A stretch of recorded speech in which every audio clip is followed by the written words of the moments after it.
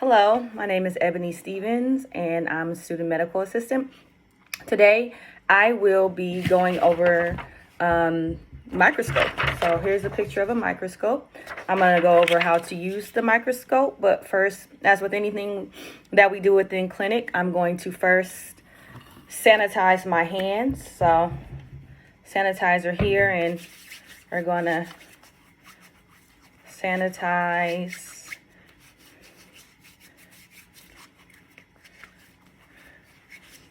So now that the hands are sanitized, what I'm going to do is I have a picture of a microscope.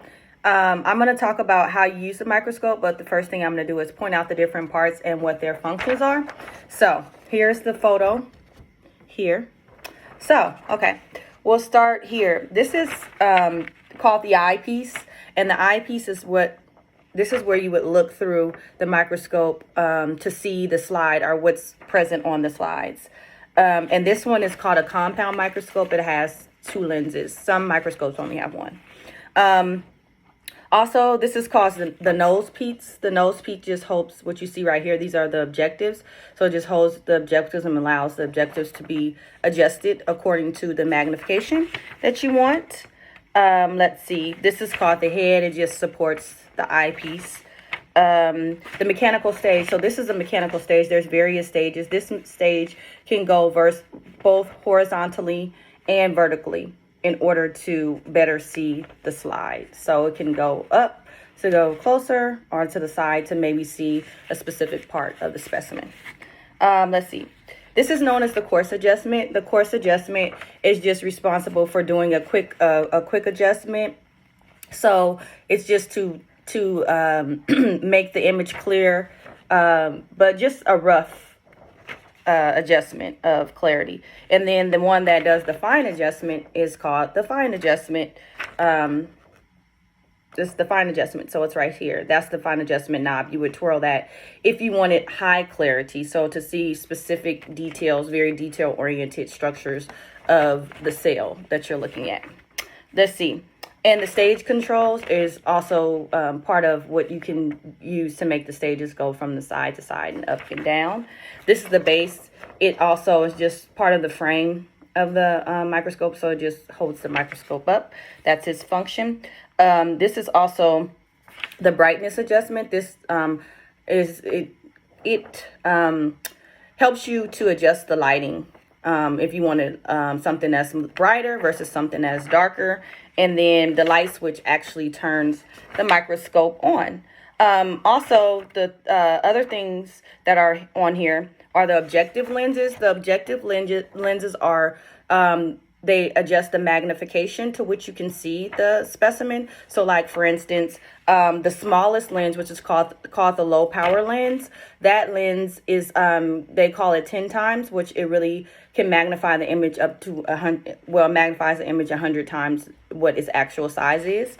And then you have also the middle length objective is called the higher power objective, and that is considered to be able to magnify what's called 40x, which is a total of 400 times the original size of the image. And then you have a special objective is called the oil immersion objective, and this is to really see an intense amount of clarity, and it involves putting a drop of oil onto the slide to help contain the light. This is part of the aperture. This is called the aperture. It works in conjunction with the diaphragm. So the aperture are slits, and it adjusts the amount of lighting that can get in. And then the diaphragm, what the diaphragm does is it also controls the amount of light. So it controls the amount of light that could get to the slide. Let's see. And so the condenser also takes the light, and it shifts the light upward so that light can be shown more here at the stage part. And then the last part that I haven't gone over yet. Oh, also the light source is called the illuminator, which is at the bottom. So that also controls the amount of light in addition to the aperture and the diaphragm. And like I said, the condenser brings the light up, so focuses the light onto the slide. And then lastly is the actual stage of the the stage, and the stage here is where you would put a microscope slide of what's called a smear, and the microscope slide would go on the stage. So that covers all of the parts of the microscope. So now what I'm going to briefly go over, now that I've talked about the different parts and what their functions are for the compound microscope, the last thing that I'm going to do is just talk about, okay, how would you operate a compound microscope? So the first step, of course, is actually turning on the microscope. So you want to turn on the microscope, and that's the switch at the bottom where you would be turning on the light source. The next thing you want to do is, also prior to even turning on the microscope, just in case someone before you did not do clean up after themselves, you can use lens paper if you see anything on the eyepieces that is impeding your view. And also, if the oil immersion was used and there's still oil that's left on the actual microscope, that's left on the one of the ocular lenses, you can use what's called xylene, and that will clean that off. That's just if someone hasn't already cleaned off. But anyways, when the microscope is stored, it should already be and it should always be on the lower objective. But if it's not on the lower objective, that's the first thing you want to do when you are operating the microscope. You want to put it on the lower objective. You also always start with the lowest objective and move your way up. Let's see. And then from there, what you want to do is you would want to use the coarse adjustment. And like I said, the coarse adjustment just brings the image into focus. It's pretty much, it's clear, but it can be clearer if you were to use the fine adjustment, which we'll get to. So now that you've done that, now you want to take the slide, which will have a smear of what you're interested in looking at, and you want to put that onto the stage and attach it to the stage with the two metal clips. This just ensures that it's not moving around and it's stable, and that, when you're trying to view the slide, that it stays in place pretty much. So now that you have that, let's see. You want to take the low power objective and you want to put it as close to the slide as possible. This is a mechanical stage, this one. So this can adjust going up and down. So you want to move the stage upward so that it's close to the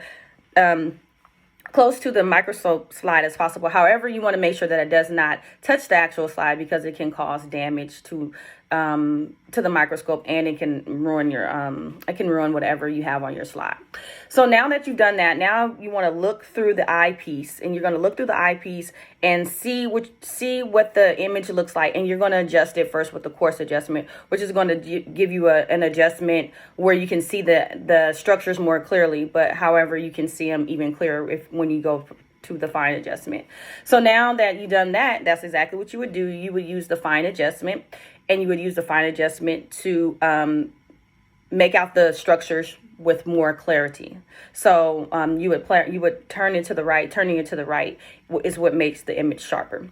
So then once you do that, now that you can see, you want to make sure you adjust your light source, your light setting to a lighting that's going to be the best for you. So the lighting at which you feel like you can see the structures more clearly. So that's that's something that's a person by person basis. But whenever you feel like you can see the best, that's when you would stop with the light. And you can use the aperture, which is this part here, as I mentioned before, in order to control the amount of light that's coming in and out, and in addition with the diaphragm.